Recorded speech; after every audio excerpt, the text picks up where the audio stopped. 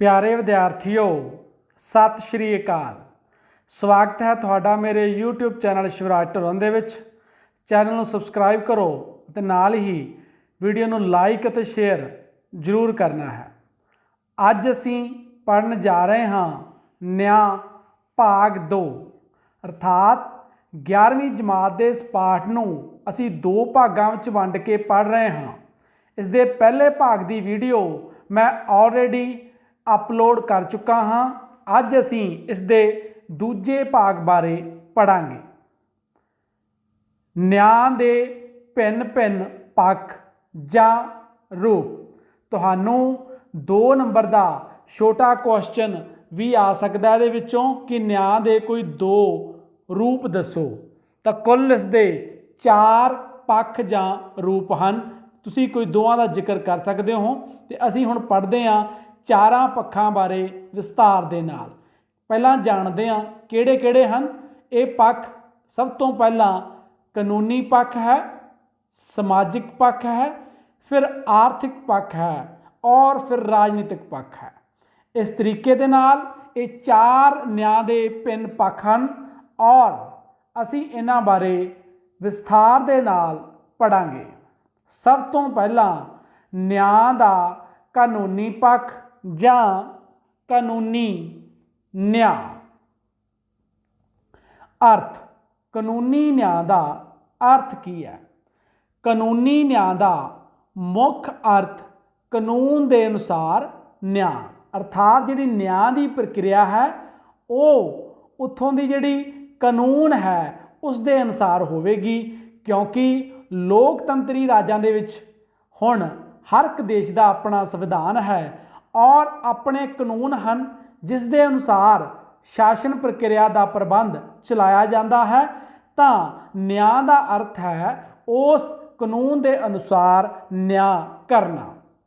अर्थात जज ने न्याय करन समेत कानूनां की उचितता जां अणउचितता प्रति कोई ध्यान नहीं देना है, सगों उसने कानून दियां व्यवस्थावां अनुसार ही न्याय करना है। कानूनी न्याय का साधारण अर्थ कानून अनुसार न्याय अर्थात कोई भी जज अपनी मर्जी नाल कोई भी फैसला नहीं सुना सकता, सगों उसनों जो कानूनी प्रक्रिया है उहदे अनुसार ही न्याय करना पएगा। तो इहदे नाल ही जुड़िया होया दूजा कंसैप्ट है कानून अनुसार न्याय जां न्याय अनुसार कानून। ये 2 अलग अलग धारनावां हैं। कानून अनुसार न्याय आपां पढ़ चुके हाँ कि कानून के अनुसार न्याय करना है। अपनी मर्जी नाल कोई जज जां कोई भी व्यक्ति नहीं कर सकता, बल्कि उसनों कानून की जो प्रक्रिया है उहदे अनुसार ही न्याय करना पएगा। तो दूजी गल है न्याय के अनुसार कानून अर्थात जिहड़ा कानून है वो न्याय के अनुसार होना चाहिए। अर्थात वो मनुखी कदरां कीमतां दे अनुसार होवे, मनुखी कदरां कीमतां दा पालन करदा होवे। अर्थात जिहड़ा कानून है वो अजिहा होवे जिहदे नाल लोकां नूं न्याय मिले। अर्थात कानून सही तरीके का होना चाहिए है। जेकर कानून ही अजिहा होवेगा जिहड़ा लोकां नाल अन्याय करदा होएगा तो फिर कानून अनुसार न्याय करने नाल भी अन्याय ही होएगा। इसलिए सब तो जरूरी है कानून का न्याय अनुसार होना। अर्थात कानून अजिहा होना जो मनुखी कदरां कीमतां नूं संभाले और फिर उसके अनुसार न्याय होवे तां ही सही न्याय हो सकता है। कुछ विचार ये भी कहते हैं कि कानूनी न्याय जिथे कानून अनुसार न्याय की गल करता है उत्थे न्याय अनुसार कानून ते भी जोर दिंदा है। अर्थात कानून का उचित अते न्यायपूर्ण होना भी उन्ना ही जरूरी है जिन्ना कानून के अनुसार न्याय करना, ताकि सारिਆਂ नाल न्याय हो सके। इस तो बाद असी पढ़ते हाँ कानूनी न्याय लई जरूरी शर्तां। कानून का न्यायपूर्ण होना असी पहला भी कानूनी न्याय के अर्थ विच पढ़ चुके हाँ कि कानून का न्यायपूर्ण होना बहुत ही जरूरी है। जिहड़ा कानून है ਉਹ ਅਜਿਹਾ ਹੋਵੇ ਜਿਸ ਦੀ ਪਾਲਣਾ ਕਰਨ ਤੇ ਨਿਆਂ ਹੋਵੇ, ਮਨੁੱਖੀ ਕਦਰਾਂ ਕੀਮਤਾਂ ਦੀ ਪਾਲਣਾ ਹੋਵੇ। ਇਸ ਲਈ ਕਾਨੂੰਨ ਦਾ ਨਿਆਂਪੂਰਨ ਹੋਣਾ ਬਹੁਤ ਜ਼ਰੂਰੀ ਹੈ। ਰੌਂਗ ਕਾਨੂੰਨ, ਗਲਤ ਕਾਨੂੰਨ, ਅਨਿਆਂਪੂਰਨ ਕਾਨੂੰਨ ਆਪਣੇ ਆਪ ਵਿੱਚ ਹੀ ਜਿਹੜਾ ਹੈ ਇੱਕ ਅਨਿਆਂ ਹੈ। ਕਾਨੂੰਨ ਦੇ ਸਾਹਮਣੇ ਸਮਾਨਤਾ ਅਤੇ ਕਾਨੂੰਨ ਦੀ ਸਮਾਨ ਸੁਰੱਖਿਆ। ਇਹਦਾ ਅਰਥ ਹੈ ਕਾਨੂੰਨ ਦੇ ਸਾਹਮਣੇ ਸਾਰੇ ਬਰਾਬਰ ਹਨ। ਕਾਨੂੰਨ ਕਿਸੇ ਨਾਲ ਵਿਤਕਰਾ ਜਾਂ ਭੇਦਭਾਵ ਨਹੀਂ ਕਰਦਾ। ਜਾਤ, ਨਸਲ, ਰੰਗ, ਧਰਮ ਜਾਂ ਹੋਰ ਕਿਸੇ ਵੀ ਆਧਾਰ ਤੇ। ਅਤੇ ਕਾਨੂੰਨ ਦੀ ਸਮਾਨ ਸੁਰੱਖਿਆ ਅਰਥਾਤ ਜੇਕਰ ਕੋਈ ਵਿਅਕਤੀ ਕਾਨੂੰਨ ਦੀ ਉਲੰਘਣਾ ਕਰਦਾ ਹੈ ਤਾਂ ਸਾਰਿਆਂ ਨੂੰ ਇੱਕੋ ਜਿਹੀ ਸਜ਼ਾ ਦਾ ਪ੍ਰਾਵਧਾਨ ਹੋਣਾ ਚਾਹੀਦਾ ਹੈ। ਕੋਈ ਕਿਸੇ ਵੀ ਆਧਾਰ ਤੇ ਭੇਦਭਾਵ ਨਹੀਂ ਹੋਏਗਾ। ਸਾਰਿਆਂ ਨੂੰ ਕਾਨੂੰਨ ਦੀ ਸਮਾਨ ਸੁਰੱਖਿਆ ਪ੍ਰਾਪਤ ਹੋਣੀ ਚਾਹੀਦੀ ਹੈ। ਇਕਸਾਰ ਕਾਨੂੰਨੀ ਪ੍ਰਣਾਲੀ। ਜੇਕਰ ਕਾਨੂੰਨੀ ਪ੍ਰਣਾਲੀ ਹੀ ਇਕਸਾਰ ਨਹੀਂ ਹੈ, ਹਰ ਇੱਕ ਵਰਗ ਜਾਂ ਵਿਅਕਤੀਆਂ ਲਈ ਅਲੱਗ-ਅਲੱਗ ਕਾਨੂੰਨਾਂ ਦੀ ਵਿਵਸਥਾ ਹੈ, ਤਾਂ ਫਿਰ ਕਾਨੂੰਨੀ ਨਿਆਂ ਦੀ ਸੰਭਾਵਨਾ ਨਹੀਂ ਹੋ ਸਕਦੀ। ਕਾਨੂੰਨੀ ਨਿਆਂ ਲਈ ਜ਼ਰੂਰੀ ਹੈ ਨਿਆਂ ਪ੍ਰਣਾਲੀ ਦਾ ਇਕਸਾਰ ਹੋਣਾ ਜਾਂ ਇੱਕੋ ਜਿਹਾ ਹੋਣਾ, ਅਰਥਾਤ ਸਾਰੇ ਰਾਜ ਦੇ ਵਿਅਕਤੀਆਂ ਤੇ ਬਿਨਾਂ ਕਿਸੇ ਭੇਦਭਾਵ ਦੇ ਇੱਕੋ ਹੀ ਕਾਨੂੰਨੀ ਪ੍ਰਕਿਰਿਆ ਲਾਗੂ ਹੋਣੀ ਚਾਹੀਦੀ ਹੈ। ਵਿਧਾਨਕ ਸੰਸਥਾਵਾਂ ਦਾ ਨਿਰਮਾਣ ਤਰਕਸ਼ੀਲ ਆਧਾਰਾਂ ਤੇ ਹੋਣਾ ਚਾਹੀਦਾ ਹੈ। ਜਿਹੜੀਆਂ ਵਿਧਾਨਕ ਸੰਸਥਾਵਾਂ ਨੇ, ਜਿਹੜੀਆਂ ਕਾਨੂੰਨ ਦਾ ਨਿਰਮਾਣ ਕਰਦੀਆਂ ਨੇ, ਉਹ ਤਰਕਸ਼ੀਲ ਆਧਾਰਾਂ ਤੇ ਹੋਣ, ਅਰਥਾਤ ਉਹ ਤਾਰਕਿਕ ਆਧਾਰ ਤੇ ਹੋਣੇ ਚਾਹੀਦੀਆਂ ਨੇ, ਜੋ ਸਾਰੇ ਮਨੁੱਖਾਂ ਦੇ ਨਾਲ ਨਿਆਂਪੂਰਨ ਜਿਹੜਾ ਨਿਆਂ ਹੋਣਾ ਚਾਹੀਦਾ ਹੈ। ਅਜਿਹੇ ਕਾਨੂੰਨਾਂ ਦੀ ਵਿਵਸਥਾ ਹੋਣੀ ਚਾਹੀਦੀ ਹੈ, ਕਿਉਂਕਿ ਜੇਕਰ ਜਿਹੜੀਆਂ ਵਿਧਾਨਕ ਸੰਸਥਾਵਾਂ ਨੇ ਉਹ ਤਰਕਸ਼ੀਲਤਾ ਤੋਂ ਬਿਨਾਂ ਅਜਿਹੇ ਕਾਨੂੰਨਾਂ ਦਾ ਨਿਰਮਾਣ ਕਰਦੀਆਂ ਹਨ ਜੋ ਜਨਮ, ਨਸਲ ਜਾਂ ਧਰਮ ਜਾਂ ਕਿਸੇ ਹੋਰ ਆਧਾਰ ਦੇ ਉੱਤੇ ਭੇਦਭਾਵ ਕਰਦੇ ਹਨ, ਤਾਂ ਉਹ ਸਹੀ ਕਾਨੂੰਨੀ ਨਿਆਂ ਦੀ ਪ੍ਰਾਪਤੀ ਸੰਭਵ ਨਹੀਂ ਹੋ ਸਕੇਗੀ। ਘੱਟ ਖਰਚੀਲੀ ਨਿਆਂ ਪ੍ਰਣਾਲੀ। ਜਿਹੜੀ ਨਿਆਂ ਪ੍ਰਣਾਲੀ ਹੈ ਉਹ ਘੱਟ ਖਰਚੀਲੀ ਹੋਣੀ ਚਾਹੀਦੀ ਹੈ, ਕਿਉਂਕਿ ਜੇਕਰ ਉਹ ਮਹਿੰਗੀ ਹੋਏਗੀ ਜਾਂ ਖਰਚੀਲੀ ਹੋਏਗੀ ਤਾਂ ਗਰੀਬ ਲੋਕ ਉਸ ਦਾ ਲਾਭ ਨਹੀਂ ਉਠਾ ਸਕਣਗੇ। ਇਸ ਲਈ ਨਿਆਂ ਪ੍ਰਣਾਲੀ ਅਜਿਹੀ ਹੋਵੇ ਜਿਸ ਦਾ ਲਾਭ ਸਾਰੇ ਇੱਕੋ ਜਿਹਾ ਉਠਾ ਸਕਣ। ਕੁਸ਼ਲ ਅਤੇ ਸੁਤੰਤਰ ਨਿਆਂਪਾਲਿਕਾ। ਜੇਕਰ ਨਿਆਂਪਾਲਿਕਾ ਆਪਣੇ ਕੰਮਾਂ ਨੂੰ ਕਰਨ ਦੇ ਵਿੱਚ ਮਾਹਰ ਜਾਂ ਕੁਸ਼ਲ ਨਹੀਂ ਹੈ ਜਾਂ ਗਲਤੀਆਂ ਕਰਦੀ ਹੈ ਤਾਂ ਨਿਆਂ ਦੀ ਸੰਭਾਵਨਾ ਨਹੀਂ ਹੋ ਸਕਦੀ ਹੈ, ਜਾਂ ਉਹ ਸੁਤੰਤਰ ਨਹੀਂ ਹੈ, ਕਿਸੇ ਦੂਸਰੇ ਸੰਸਥਾ ਜਾਂ ਵਿਅਕਤੀਆਂ ਦੇ ਦਬਾਅ ਅਧੀਨ ਜਾਂ ਕੰਟਰੋਲ ਅਧੀਨ ਕੰਮ ਕਰਦੀ ਹੈ, ਤਾਂ ਨਿਆਂਪਾਲਿਕਾ ਲੋਕਾਂ ਦੇ ਨਾਲ, ਨਾਗਰਿਕਾਂ ਦੇ ਨਾਲ ਨਿਆਂ ਨਹੀਂ ਕਰ ਸਕਦੀ ਹੈ, ਕਿਉਂਕਿ ਉਹ ਸੰਸਥਾ ਜਾਂ ਵਿਅਕਤੀ ਉਸ ਦੇ ਕੋਲੋਂ ਦਬਾਅ ਅਧੀਨ ਕੋਈ ਵੀ ਗਲਤ ਕੰਮ ਕਰਵਾ ਸਕਦੇ ਹਨ। ਇਸ ਲਈ ਕਾਨੂੰਨੀ ਨਿਆਂ ਦੇ ਲਈ ਜ਼ਰੂਰੀ ਹੈ ਨਿਆਂਪਾਲਿਕਾ ਦਾ ਕੁਸ਼ਲ ਅਤੇ ਸੁਤੰਤਰ ਹੋਣਾ। ਹੁਣ ਅਸੀਂ ਪੜ੍ਹਾਂਗੇ ਨਿਆਂ ਦਾ ਸਮਾਜਿਕ ਪੱਖ ਜਾਂ ਸਮਾਜਿਕ ਨਿਆਂ। ਅਰਥ। ਸਭ ਤੋਂ ਪਹਿਲਾਂ ਅਸੀਂ ਜਾਣਦੇ ਹਾਂ ਸਮਾਜਿਕ ਨਿਆਂ ਦਾ ਅਰਥ ਕੀ ਹੈ। ਸਮਾਜਿਕ ਨਿਆਂ ਦਾ ਅਰਥ ਇਹ ਹੈ ਕਿ ਕਿਸੇ ਦੇਸ਼ ਵਿੱਚ ਰਹਿ ਰਹੇ ਵਿਅਕਤੀਆਂ ਨਾਲ ਜਨਮ, ਜਾਤ, ਰੰਗ, ਨਸਲ ਆਦਿ ਦੇ ਆਧਾਰ ਤੇ ਕੋਈ ਭੇਦਭਾਵ ਨਾ ਕੀਤਾ ਜਾਵੇ। ਜਿਸ ਸਮਾਜ ਵਿੱਚ ਜਨਮ, ਜਾਤ ਜਾਂ ਰੰਗ ਆਦਿ ਦੇ ਆਧਾਰ ਤੇ ਕੁਝ ਲੋਕਾਂ ਨੂੰ ਵਿਸ਼ੇਸ਼ ਅਧਿਕਾਰ ਪ੍ਰਾਪਤ ਹਨ, ਉਸ ਸਮਾਜ ਵਿੱਚ ਸਮਾਜਿਕ ਨਿਆਂ ਦੀ ਪ੍ਰਾਪਤੀ ਨਹੀਂ ਹੋ ਸਕਦੀ। ਸਮਾਜਿਕ ਨਿਆਂ ਉਸ ਸਮਾਜ ਵਿੱਚ ਹੀ ਸੰਭਵ ਨਹੀਂ ਹੋ ਸਕਦਾ ਜਿੱਥੇ ਲੋਕਾਂ ਵਿੱਚ ਬਹੁਤ ਜ਼ਿਆਦਾ ਆਰਥਿਕ ਅੰਤਰ ਹਨ, ਜਿੱਥੇ ਵਿਅਕਤੀਆਂ ਦੁਆਰਾ ਵਿਅਕਤੀ ਦਾ ਸ਼ੋਸ਼ਣ ਹੁੰਦਾ ਹੋਵੇ। ਸਮਾਜਿਕ ਨਿਆਂ ਦੀ ਹੋਂਦ ਅਜਿਹੇ ਸਮਾਜ ਵਿੱਚ ਵੀ ਹੋ ਸਕਦੀ ਹੈ ਜਿੱਥੇ ਕਿਸੇ ਵੀ ਆਧਾਰ ਤੇ ਮਨੁੱਖ ਵਿੱਚ ਵਿਤਕਰਾ ਨਾ ਕੀਤਾ ਜਾਂਦਾ ਹੋਵੇ, ਗੰਭੀਰ ਆਰਥਿਕ ਅਸਮਾਨਤਾਵਾਂ ਦੀ ਅਣਹੋਂਦ ਹੋਵੇ, ਸਾਰੇ ਯੋਗ ਵਿਅਕਤੀਆਂ ਨੂੰ ਸਾਰੇ ਅਧਿਕਾਰ ਸਮਾਨ ਰੂਪ ਵਿੱਚ ਉਪਲਬਧ ਹੋਣ ਅਤੇ ਮਨੁੱਖੀ ਸ਼ੋਸ਼ਣ ਦੀ ਕੋਈ ਸੰਭਾਵਨਾ ਨਾ ਹੋਵੇ। ਤਾਂ ਕਿਹੜੇ ਮੁੱਖ ਪੁਆਇੰਟ ਅਸੀਂ ਸਮਾਜਿਕ ਨਿਆਂ ਦੇ ਅਰਥ ਵਿੱਚ ਸਮਝਦੇ ਹਾਂ ਕਿ ਕਿਸੇ ਵੀ ਵਿਅਕਤੀ ਨਾਲ ਸਮਾਜ ਦੇ ਵਿੱਚ ਰਹਿੰਦਿਆਂ ਜਨਮ, ਜਾਤ, ਰੰਗ, ਨਸਲ ਜਾਂ ਕਿਸੇ ਹੋਰ ਆਧਾਰ 'ਤੇ ਕੋਈ ਭੇਦਭਾਵ ਨਾ ਕੀਤਾ ਜਾਵੇ, ਸਾਰਿਆਂ ਨੂੰ ਇੱਕੋ ਜਿਹੇ ਸਮਝਿਆ ਜਾਵੇ, ਕਿਸੇ ਵਿਅਕਤੀ ਦਾ ਜਿਹੜਾ ਸ਼ੋਸ਼ਣ ਹੈ ਉਹ ਦੂਜਾ ਵਿਅਕਤੀ ਨਾ ਕਰ ਸਕੇ, ਮਨੁੱਖ ਵਿੱਚ ਵਿਤਕਰਾ ਨਾ ਹੋ ਸਕੇ, ਲੋਕਾਂ ਦੇ ਵਿੱਚ ਜਿਹੜਾ ਆਰਥਿਕ ਅੰਤਰ ਹੈ ਉਹ ਬਹੁਤਾ ਨਾ ਹੋਵੇ ਕਿ ਇੱਕ ਅਮੀਰ ਵਿਅਕਤੀ ਗਰੀਬ ਦਾ ਸ਼ੋਸ਼ਣ ਕਰ ਸਕੇ।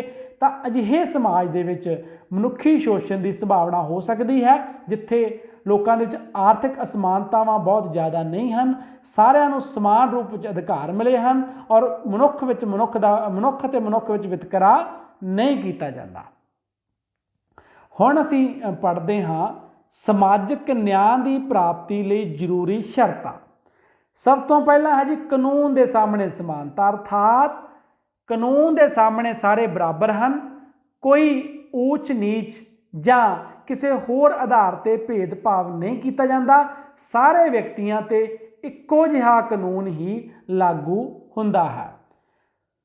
ਵਿਸ਼ੇਸ਼ ਅਧਿਕਾਰਾਂ ਦੀ ਸਮਾਪਤੀ, ਜਿਹੜੇ ਕਿਸੇ ਖਾਸ ਵਿਅਕਤੀ ਜਾਂ ਵਰਗ ਨੂੰ ਦੂਸਰਿਆਂ ਨਾਲੋਂ ਅਲੱਗ ਵਿਸ਼ੇਸ਼ ਅਧਿਕਾਰ ਪ੍ਰਾਪਤ ਹੋਣੇ, ਇਹ ਵੀ ਸਮਾਜਿਕ ਨਿਆਂ ਦੀ ਪ੍ਰਾਪਤੀ ਦੇ ਵਿਰੁੱਧ ਹਨ। ਜ਼ਰੂਰੀ ਹੈ ਸਮਾਜਿਕ ਨਿਆਂ ਦੀ ਪ੍ਰਾਪਤੀ ਲਈ ਕਿਸੇ ਨੂੰ ਵੀ ਵਿਸ਼ੇਸ਼ ਅਧਿਕਾਰ ਵਿਅਕਤੀ ਜਾਂ ਵਰਗ ਨੂੰ ਨਹੀਂ ਹੋਣਾ ਚਾਹੀਦਾ। ਜਾਤ ਪ੍ਰਥਾ ਦਾ ਅੰਤ, ਜਿਹੜਾ ਭਾਰਤ ਵਰਗਾ ਦੇਸ਼ ਸਾਡਾ, ਇੱਥੇ ਲੰਬੇ ਸਮੇਂ ਤੋਂ ਸਾਡਾ ਸਮਾਜ ਜਾਤਾਂ ਪਾਤਾਂ ਦੇ ਵਿੱਚ ਵੰਡਿਆ ਹੋਇਆ ਹੈ।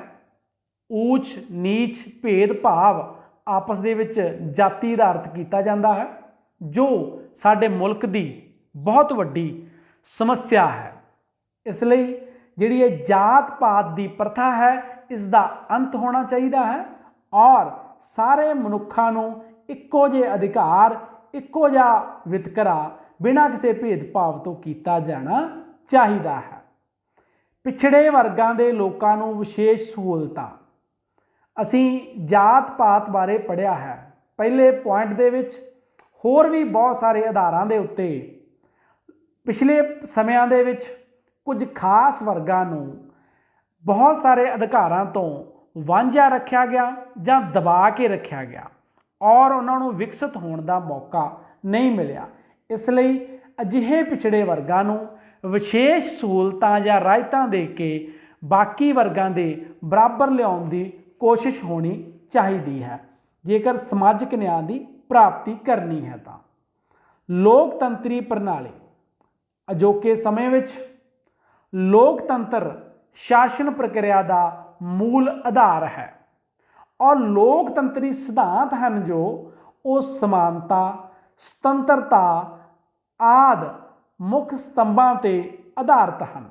ਲੋਕਾਂ ਦੀ ਆਪਣੀ ਸਰਕਾਰ ਲੋਕਾਂ ਵਿੱਚੋਂ ਹੀ ਚੁਣੀ ਜਾਂਦੀ ਹੈ, ਇਸ ਲਈ ਲੋਕਤੰਤਰੀ ਪ੍ਰਣਾਲੀ ਸਮਾਜਿਕ ਨਿਆਂ ਦੀ ਪ੍ਰਾਪਤੀ ਲਈ ਬਹੁਤ ਹੀ ਜ਼ਰੂਰੀ ਹੈ ਕਿਉਂਕਿ ਲੋਕਤੰਤਰੀ ਪ੍ਰਣਾਲੀ ਨਿਆਂ 'ਤੇ ਹੀ ਆਧਾਰਿਤ ਹੈ। ਕੰਮ ਕਰਨ ਦਾ ਅਧਿਕਾਰ, ਸਮਾਜ ਦੇ ਵਿੱਚ ਬਿਨਾਂ ਜਾਤ, ਨਸਲ, ਧਰਮ, ਰੰਗ ਦੇ ਭੇਦਭਾਵ ਦੇ ਸਾਰਿਆਂ ਨੂੰ ਆਪਣੀ ਇੱਛਾ ਅਤੇ ਯੋਗਤਾ ਅਨੁਸਾਰ ਕੰਮ ਕਰਨ ਦਾ ਅਧਿਕਾਰ ਹੋਣਾ ਚਾਹੀਦਾ ਹੈ। ਕਿਸੇ ਵਿਅਕਤੀ ਜਾਂ ਵਰਗ ਉੱਪਰ ਜਿਹੜਾ ਹੈ ਜਾਤ, ਨਸਲ, ਰੰਗ, ਧਰਮ ਦੇ ਆਧਾਰ ਦੇ ਉੱਤੇ ਕੰਮ ਕਰਨ ਤੋਂ ਨਹੀਂ ਰੋਕਿਆ ਜਾ ਸਕਦਾ। ਆਰਥਿਕ ਸੁਰੱਖਿਆ, ਸਾਡੇ ਸਮਾਜ ਦਾ ਤਬਕਾ ਜਾਂ ਬਹੁਤ ਸਾਰੇ ਤਬਕੇ ਜਿਵੇਂ ਅਪਾਹਜ, ਬੇਸਹਾਰਾ, ਲਾਚਾਰ, ਬਜ਼ੁਰਗ, ਬਿਮਾਰ, ਜੋ ਲੋਕ ਕੰਮ ਨਹੀਂ ਕਰ ਸਕਦੇ ਉਹਨਾਂ ਨੂੰ ਆਰਥਿਕ ਸੁਰੱਖਿਆ ਮੁਹੱਈਆ ਕਰਵਾਈ ਜਾਣੀ ਚਾਹੀਦੀ ਹੈ ਤਾਂ ਜੋ ਉਹ ਆਪਣਾ ਗੁਜ਼ਾਰਾ ਸਨਮਾਨਪੂਰਵਕ ਤਰੀਕੇ ਨਾਲ ਕਰ ਸਕਣ। ਧਨ ਦੀ ਉਚਿਤ ਵੰਡ,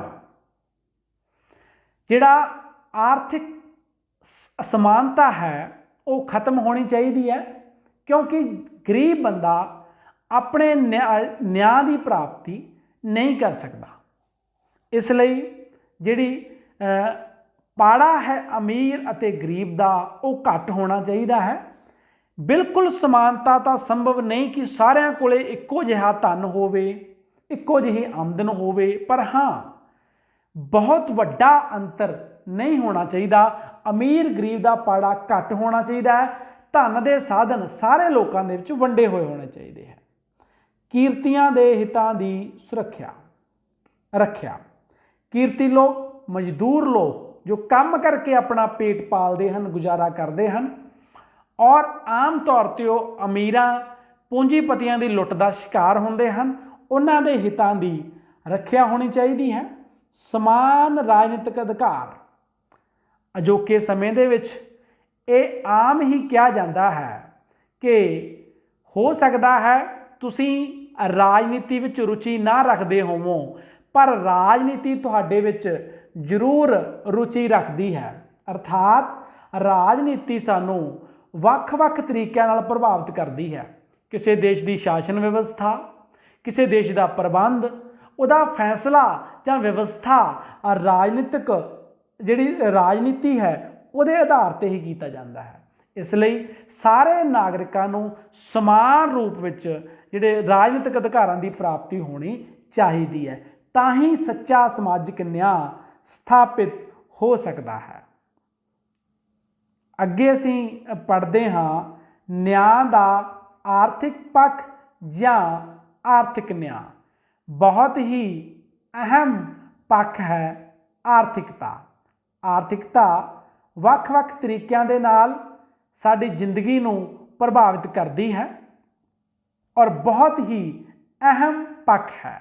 ਇਸ ਦੀ ਅਣਹੋਂਦ ਵਿੱਚ ਜਾਂ ਆਰਥਿਕਤਾ ਕਮਜ਼ੋਰ ਹੋਣ ਦੇ ਹਾਲਾਤ ਵਿੱਚ ਬਹੁਤ ਜ਼ਿਆਦਾ ਜਿਹੜੀ ਮੁਸ਼ਕਲਾਂ ਦਾ ਸਾਹਮਣਾ ਇੱਕ ਨਾਗਰਿਕ ਜਾਂ ਵਿਅਕਤੀ ਨੂੰ ਕਰਨਾ ਪੈਂਦਾ ਹੈ, ਕਿਉਂਕਿ ਆਰਥਿਕ ਹਾਲਾਤ ਕਮਜ਼ੋਰ ਹੋਣਾ ਬਾਕੀ ਸਾਰੇ ਤਰ੍ਹਾਂ ਦੇ ਨਿਆਂ ਦੀ ਪ੍ਰਾਪਤੀ ਵਿੱਚ ਰੁਕਾਵਟ ਬਣਦਾ ਹੈ। ਇਹਦਾ ਅਰਥ ਕੀ ਹੈ? ਮਨੁੱਖੀ ਜੀਵਨ ਵਿੱਚ ਸਭ ਤੋਂ ਜ਼ਿਆਦਾ ਮਹੱਤਵਪੂਰਨ ਭੂਮਿਕਾ ਆਰਥਿਕ ਤੱਤ ਦੀ ਮੰਨੀ ਜਾਂਦੀ ਹੈ। ਆਰਥਿਕ ਤੱਤ ਵਾਸਤਵ ਵਿੱਚ ਮਨੁੱਖੀ ਜੀਵਨ ਦੇ ਲਗਭਗ ਸਾਰੇ ਪੱਖਾਂ ਦਾ ਮੂਲ ਆਧਾਰ ਹੈ। ਆਰਥਿਕ ਤੱਤ ਮਨੁੱਖੀ ਜੀਵਨ ਦੀਆਂ ਅਜਿਹੀਆਂ ਭੌਤਿਕ ਲੋੜਾਂ ਦੀ ਪੂਰਤੀ ਨਾਲ ਸੰਬੰਧਿਤ ਹਨ ਜਿਨ੍ਹਾਂ ਦੀ ਪੂਰਤੀ ਤੋਂ ਬਿਨਾਂ ਮਨੁੱਖੀ ਸ਼ਖਸੀਅਤ ਦਾ ਨੈਤਿਕ, ਸਮਾਜਿਕ, ਅਧਿਆਤਮਿਕ ਜਾਂ ਸੱਭਿਆਚਾਰਕ ਅਤੇ ਰਾਜਨੀਤਿਕ ਵਿਕਾਸ ਨਹੀਂ ਹੋ ਸਕਦਾ। ਆਰਥਿਕ ਨਿਆਂ ਦੀ ਧਾਰਨਾ ਮੁੱਖ ਤੌਰ 'ਤੇ ਹੇਠ ਲਿਖੀਆਂ ਵਿਵਸਥਾਵਾਂ ਸ਼ਾਮਲ ਹਨ। ਉਹਨਾਂ ਬਾਰੇ ਅਸੀਂ ਅਗਲੀ ਸਲਾਈਡ ਦੇ ਵਿੱਚ ਪੜ੍ਹਦੇ ਹਾਂ। ਅਰਥ ਦੇ ਵਿੱਚ ਅਸੀਂ ਇਹੀ ਜਾਣਿਆ ਕਿ ਆਰਥਿਕਤਾ ਬਾਕੀ ਸਾਰੇ ਪੱਖਾਂ ਦਾ ਮੂਲ ਆਧਾਰ ਹੈ, ਕਿਉਂਕਿ ਭੌਤਿਕ ਲੋੜਾਂ ਦੀ ਪੂਰਤੀ ਤੋਂ ਬਿਨਾਂ ਮਨੁੱਖ ਆਪਣਾ ਸ਼ਖਸੀਅਤ ਦਾ ਸਰਵਪੱਖੀ ਵਿਕਾਸ ਹੀ ਸੰਭਵ ਨਹੀਂ ਕਰ ਪਾਉਂਦਾ। ਤੇ ਕਿਹੜੀਆਂ ਵਿਵਸਥਾਵਾਂ ਨੇ ਜਿਹੜੀਆਂ ਆਰਥਿਕ ਪੱਖ ਦੇ ਲਈ ਜ਼ਰੂਰੀ ਹਨ?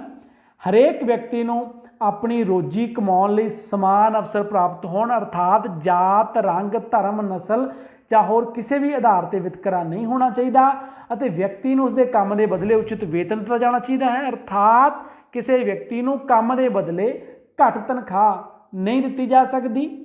ਧਨ ਕੁਝ ਕੁ ਵਿਅਕਤੀਆਂ ਦੇ ਹੱਥਾਂ ਵਿੱਚ ਕੇਂਦਰਿਤ ਨਾ ਹੋਣ ਦਿੱਤਾ ਜਾਵੇ ਅਤੇ ਕੋਈ ਵੀ ਵਿਅਕਤੀ ਦੂਜੇ ਵਿਅਕਤੀ ਦੀ ਆਰਥਿਕ ਲੁੱਟ ਖਸੁੱਟ ਨਾ ਕਰ ਸਕੇ, ਕਿਉਂਕਿ ਬਹੁਤ ਜ਼ਿਆਦਾ ਅਮੀਰੀ ਜਿਹੜੀ ਹੈ ਉਹ ਗਰੀਬਾਂ ਦੇ ਸ਼ੋਸ਼ਣ ਦਾ ਕਾਰਨ ਬਣਦੀ ਹੈ।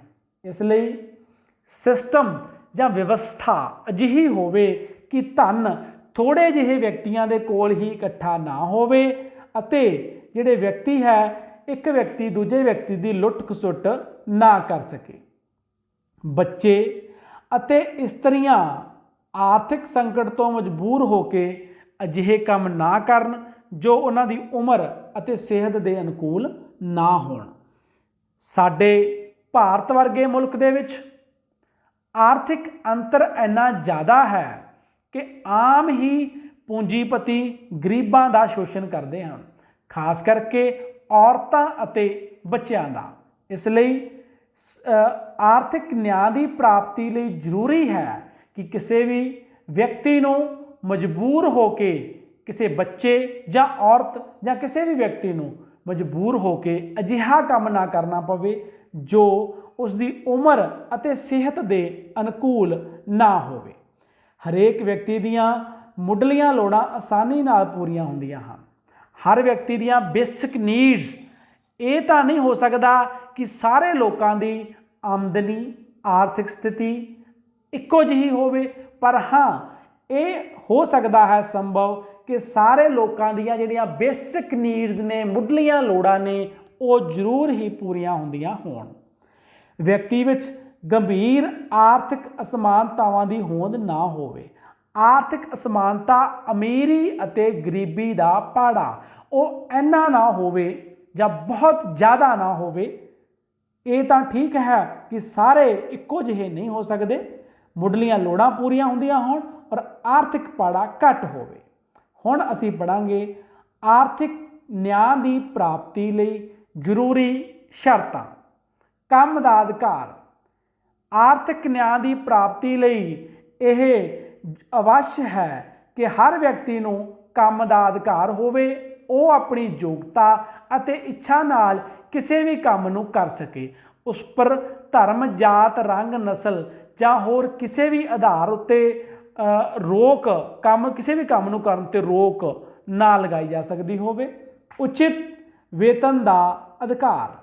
ਜਿਹੜਾ ਵੇਤਨ ਹੈ ਉਹ ਹਰ ਵਿਅਕਤੀ ਨੂੰ ਕੰਮ ਦੇ ਬਦਲੇ ਸਹੀ ਜਿਹੜਾ ਵੇਤਨ ਮਿਲਦਾ ਹੋਵੇ। ਕੋਈ ਵਿਅਕਤੀ ਕਿਸੇ ਦੇ ਕੰਮ ਦਾ ਸ਼ੋਸ਼ਣ ਨਾ ਕਰ ਸਕੇ। ਆਰਥਿਕ ਸੁਰੱਖਿਆ।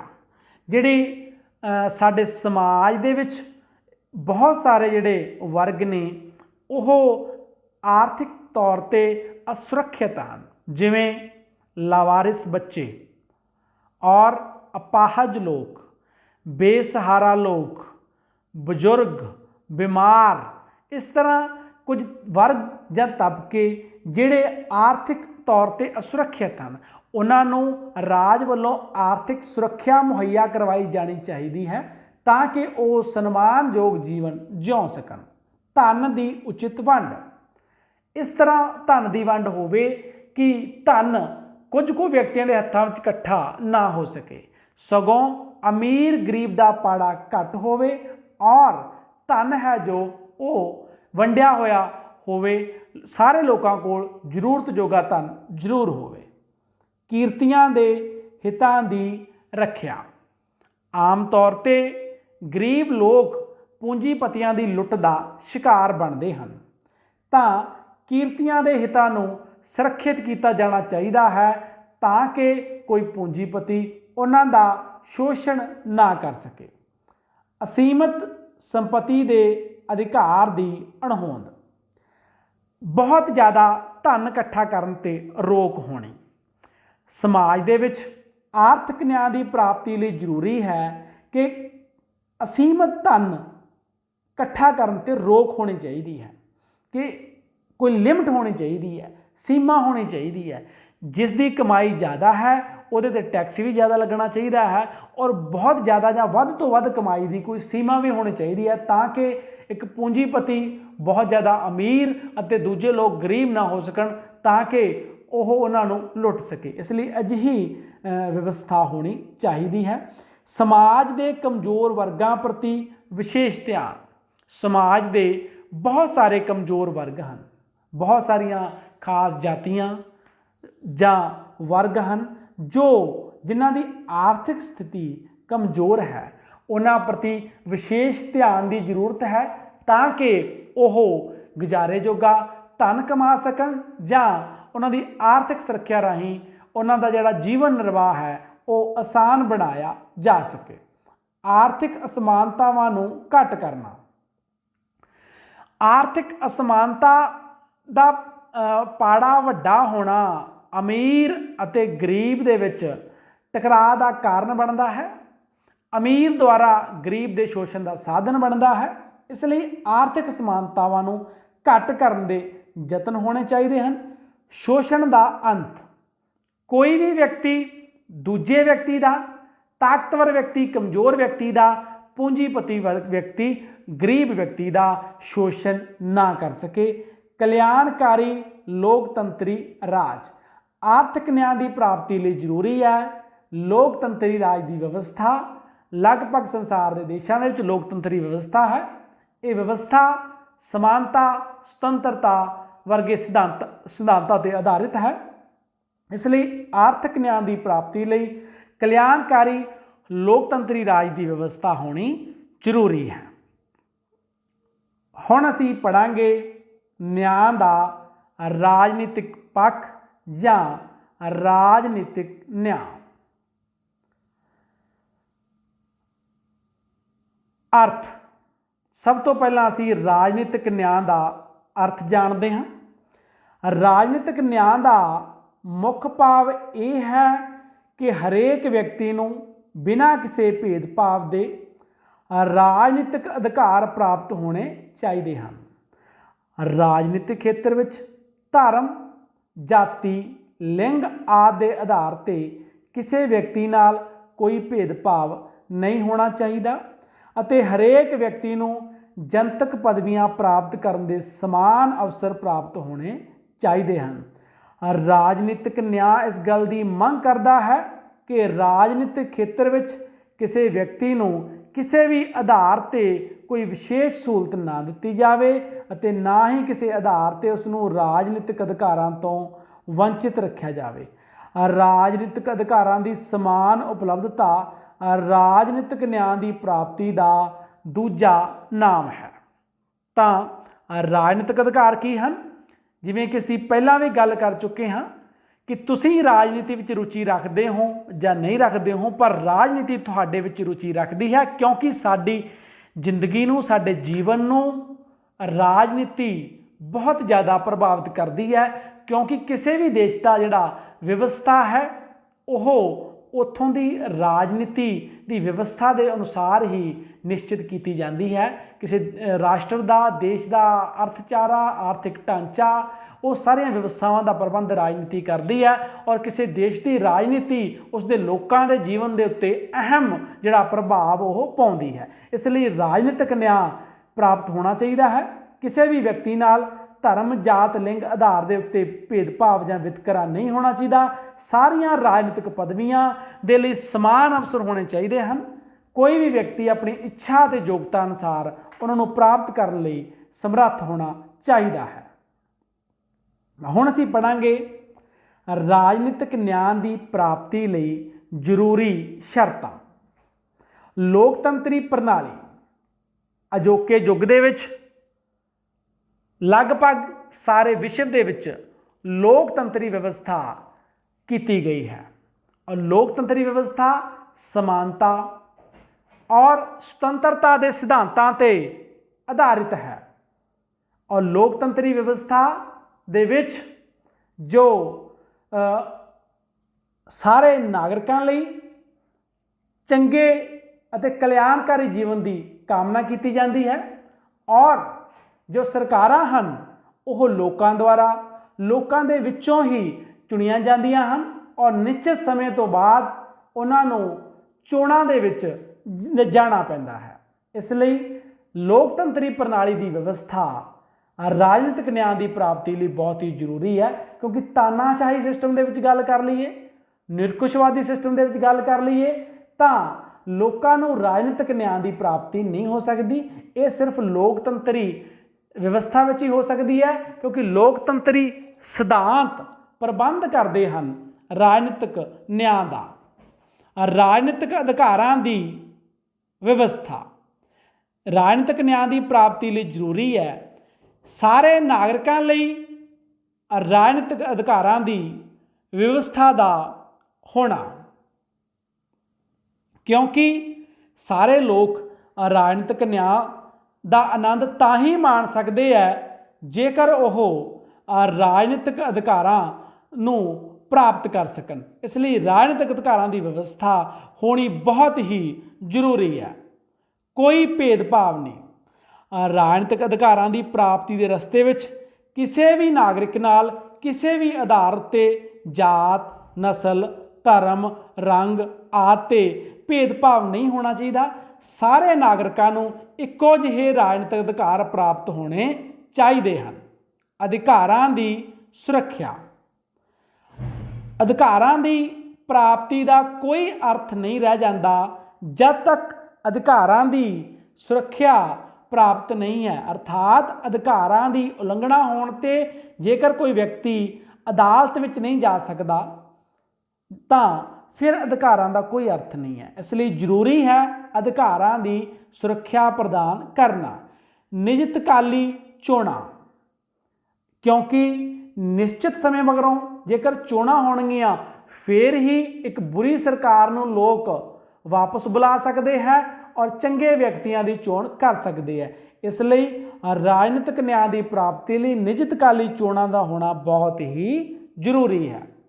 ਰਾਜਨੀਤਿਕ ਦਲਾਂ ਦੇ ਨਿਰਮਾਣ ਦੀ ਸੁਤੰਤਰਤਾ, ਜਿਹੜੇ ਰਾਜਨੀਤਿਕ ਦਲ ਹੈ ਉਹੀ ਲੋਕਤੰਤਰੀ ਵਿਵਸਥਾ ਦੇ ਵਿੱਚ ਸਰਕਾਰ ਦਾ ਨਿਰਮਾਣ ਕਰਦੇ ਹਨ। ਇਸ ਲਈ ਨਾਗਰਿਕਾਂ ਨੂੰ ਰਾਜਨੀਤਿਕ ਦਲਾਂ ਦੇ ਨਿਰਮਾਣ ਦੀ ਸੁਤੰਤਰਤਾ ਹੋਣੀ ਚਾਹੀਦੀ ਹੈ।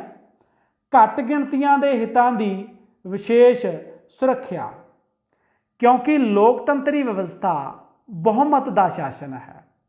ਜ਼ਿਆਦਾ ਲੋਕ ਜਿਸ ਨੂੰ ਚੁਣਦੇ ਹਨ ਉਸ ਦੀ ਸਰਕਾਰ ਬਣਦੀ ਹੈ। ਇਸ ਲਈ ਘੱਟ ਗਿਣਤੀਆਂ ਆਪਦੇ ਆਪ ਨੂੰ ਕਈ ਵਾਰ ਲੋਕਤੰਤਰੀ ਵਿਵਸਥਾ ਵਿੱਚ ਅਸੁਰੱਖਿਅਤ ਮਹਿਸੂਸ ਕਰਦੀਆਂ ਹਨ। ਇਸ ਲਈ ਉਹਨਾਂ ਦੇ ਹਿੱਤਾਂ ਦੀ ਵਿਸ਼ੇਸ਼ ਸੁਰੱਖਿਆ ਹੋਣੀ ਚਾਹੀਦੀ ਹੈ ਤਾਂ ਕਿ ਉਹ ਆਪਣੇ ਆਪ ਨੂੰ ਅਣਗੌਲੇ ਨਾ ਸਮਝ ਸਕਣ।